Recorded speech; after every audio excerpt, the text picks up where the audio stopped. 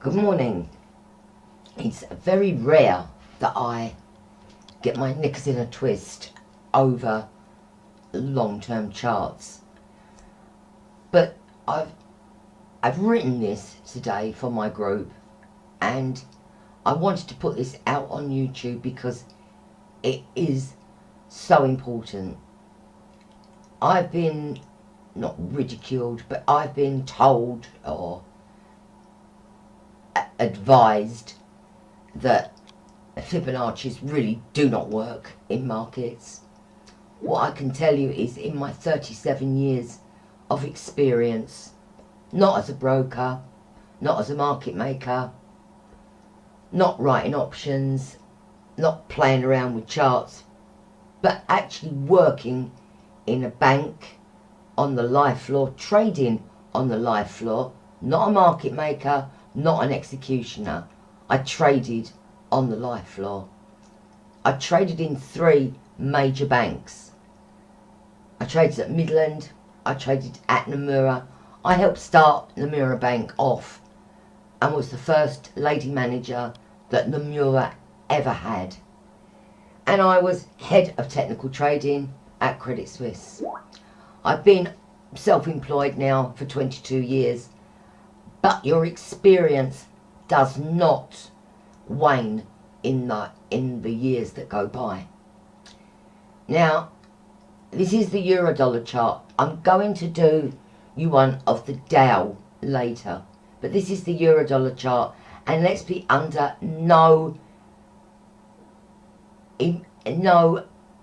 misunderstanding. The euro is in a downtrend. This is the highest it got, and it went to 103. Did we change trends here? No. We got to the 38.2. Now, any market, whether you're looking at short or long-term charts, if the market is trending, the 38.2 is the maximum that market will go to. Now, this has happened. It's gone to the 38.2. We double topped at 38.2, and we've come down and we've broken through the 23.6.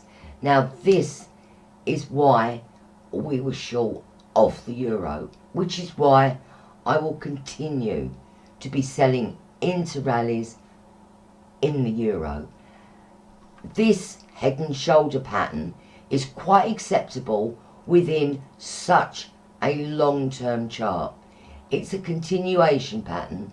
If you look at this on the weekly, you can see it quite clearly as a top on the weekly charts. Well, I like to go back in time.